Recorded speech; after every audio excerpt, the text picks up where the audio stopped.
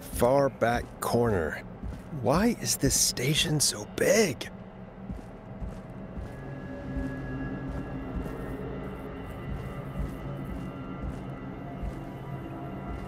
That must be it. Boom! We've got power!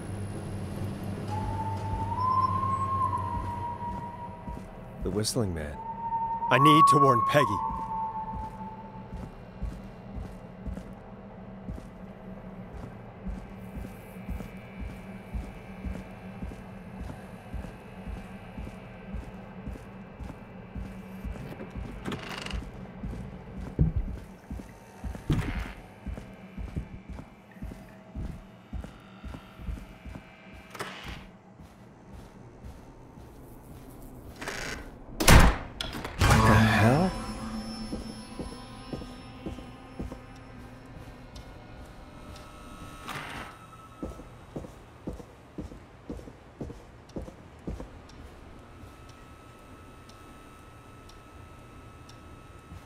Oh no.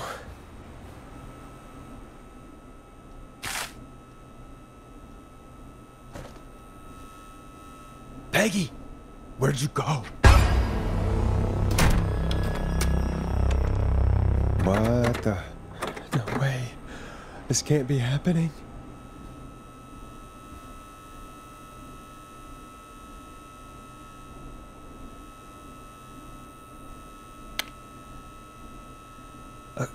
A call.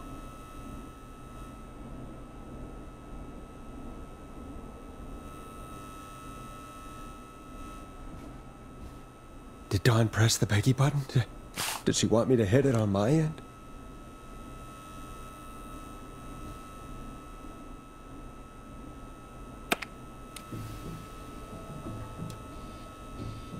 What do you want? Good to talk to you again, Forrest. You know, I've really enjoyed our chats tonight. Where's Peggy? Have some patience, Forrest. It's almost the end of the night. Almost the end of the show. But it's not over just yet. Got a little time still. So let's make the most of it. All right, let's. I'm happy to hear that. Huh? I thought we'd end tonight's Whistling Man special with a special guest. The one who started it all. Oh, let me take that out of your mouth and... You crazy bitch! Let me go! Welcome to the air, Mr. Teddy Gallows Jr. Wait. It's all gonna come out tonight, Teddy. Your daddy and his money saved you 20 years ago. But he's gonna be crawled out of his coffin with all the money in the world. Wait, where the hell is Teddy? How are you talking to him if you're here with me? Because I'm not there with you, Forrest. I'm here with Teddy, and if he says where that is, well, he knows he'll get it. Wait, then who am I looking at?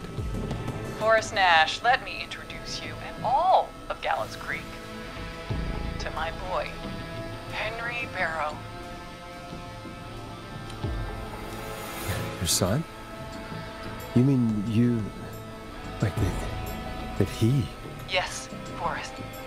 He and I had a son. So there were two whistling men tonight. Of course! That explains how you were always able to get around town so quickly. And Murphy, he was right, wasn't he? He did fight a man. He did. I taught my boy to never run away from a fight. Hang on. Did you say Barrow?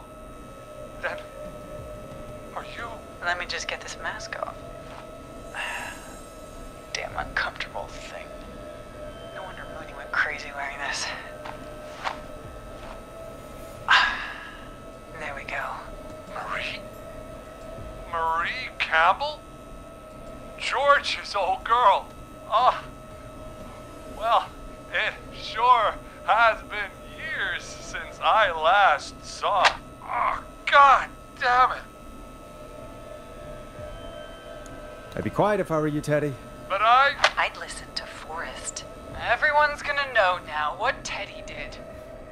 He killed George that night. This night. 20 years ago. Listen to me. You're gonna Forrest. I'm gonna give you the chance to talk. You're gonna help me reveal what really happened to George all those years ago. Okay, Marie. I'll do it. Good. Then let's talk about the night George was murdered.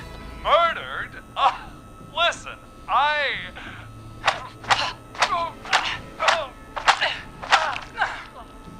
said you speak when you're spoken to. Now, I know you've done some good work tonight in piecing together what happened to George 20 years ago, and that's why I want you to interview us. Interview you? All right. I can do that. Thank you. I want you to help me and Teddy tell the story, Forrest. Do a good job. And hell, you might be the only one to leave here alive.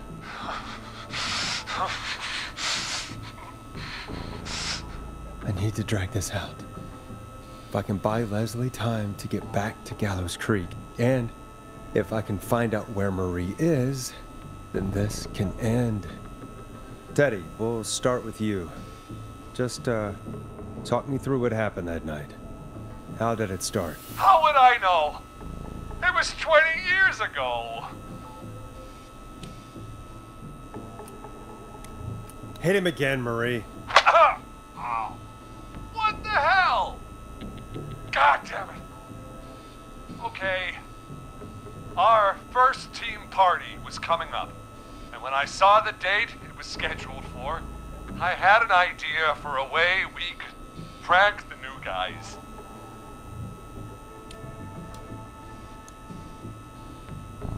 It was the night Mooney, the original Whistling Man, vanished. Isn't that right? That's right. And hell, it seemed too perfect to pass up. I was just surprised no one had ever thought to do it before. Wait. You mean this was the first Whistling Night? Keep talking, Teddy. We went up near Whistling Point. God, who was there? Me, Jason, and George, of course. But George didn't come alone. He brought Marie. About midway through the night, we put the prank into action. We looked up at the trees and saw Jason there, bloody, like he'd just been stabbed. And the Whistling Man, screaming. George and I and Ricky, we got left behind. Wait. Ricky was there? Roller Ricky? He was. And he was in on the whole thing.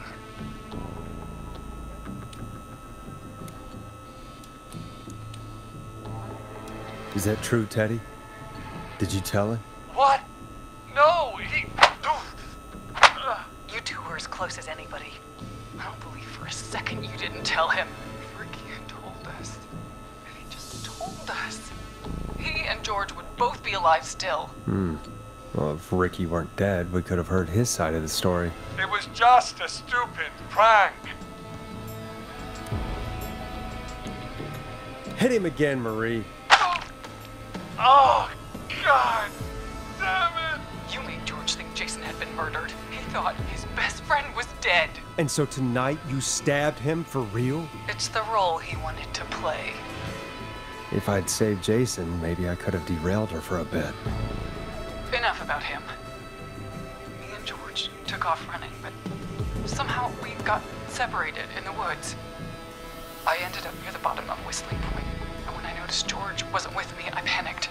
And then, I don't know how he snuck up on me, but the Whistling Man grabs me. I scream, and he starts laughing, telling me it's just a joke. I could stall for time here. Tell me, what happened next? I suddenly recognized it was Chuck. Chuck Brody was the Whistling Man, laughing away.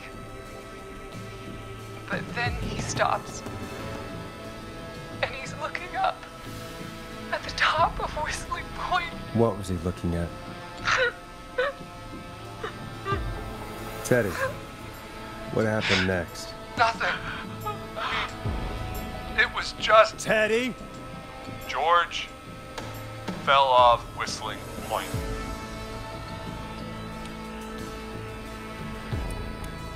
How do you know what happened? I saw it. You pushed him. You were up there. You were dressed as the Whistling Man too, and I didn't push him, God damn it! I just chased him up there and he kept backing up. When I saw he was about to go over, I reached out. That's what you saw. you liar! It's not my fault. He didn't know it was a joke. If he'd had any brains, he would have realized. Ugh, you bitch. No one's going to believe this. After all you did. I believe her. You... What?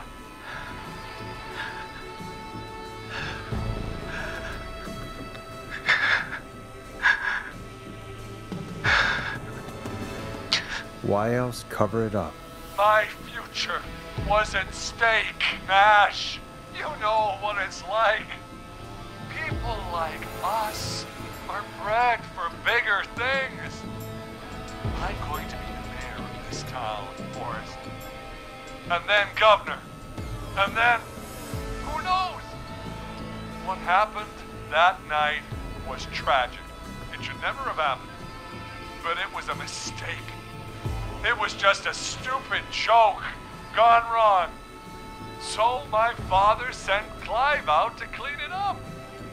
Why should a blip ruin my future? George was a blip? He wasn't a blip, Marie. His father covered it up from there. I searched for George's body all night, but You never found his body, Marie? I looked all night. Jogger found him the next morning, washed up on the river. Instead of telling the truth, she lied. She said she found him in the reservoir. Our jazz runner, Sandra Sharp. Guess we'll never learn why she lied now. Everyone was in on it, Forrest. Even the coroner wrote a fake report. Said George was drinking, that he'd just got himself into trouble. And Fake report? I only heard the tapes. you'd be disgusted by it. For all it's worth, Virginia didn't have much of a choice. She had a sick sister whose treatments she couldn't afford. She played along with the gallows to save her sister's life. And her own. Even still, she should have told the truth. I did my part. I tried everything I could think of. I even went to the newspaper, but no. That coward killed the story. But Maurice Russell is dead now. You've been through hell, Marie. I'm sorry. You've got no idea. You never should have started. You shouldn't have pushed my George off the cliff. You should have been punished. It's coming to a stop. At least for now. Here, where George and I first met, before he joined the football team, was right after he shot the winning throw. Wait a sec.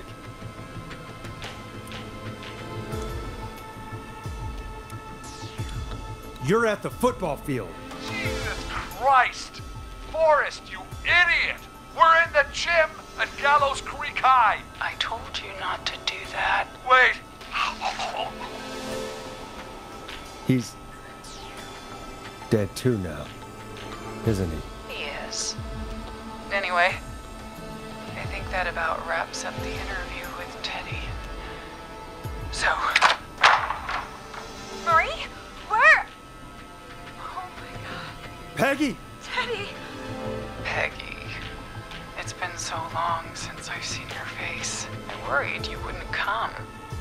And here I was, thinking you'd forgot me. I'd never forget my own sister. Sister? Peggy, what's happening? Why are you even there? Wanna explain, Peggy? Earlier, while you were speaking to Casey, I got a call. You remember? Well, it was from Dawn. She said that my sister Marie was there that night George died, and that I should come to the gym for a reunion. And when you walked in, you found out. That my sister is the Whistling Man. Good to see you too, Peggy. Why didn't you tell me any of this? She said that it was my last chance to see my sister. I knew if I told you, you'd try to stop me or come with me when we need you on the radio. And I just... You should have said something. You should have told me. I know, okay? I should have. But I didn't imagine this situation then, so just... What happened to you, Marie? You just disappeared one day. Disappeared? I was thrown out, Peggy. I begged Mom and Dad to do something about what happened that night. But did they care? No. They told me to stay quiet. They only cared when they learned that I'd been with George. And Marie, I'm so sorry. I never knew. it's not your fault. Really, it's Mom and Dad I should be seeing right now. But since they're dead and gone, well, I'll have to settle for the next best thing. Don't. Marie, listen to me. You don't have to do this. Someone has to pay for what they did. Marie, please. Mom and Dad are gone, Peggy. Besides, you forgot me. Just like the rest. You forgot. Is there any way I can prove Peggy didn't forget Marie?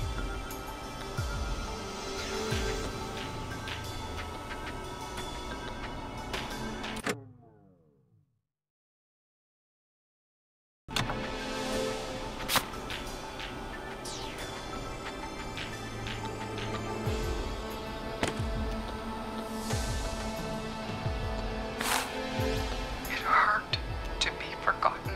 I never forgot you. Well, no one's gonna forget now. Peggy! No!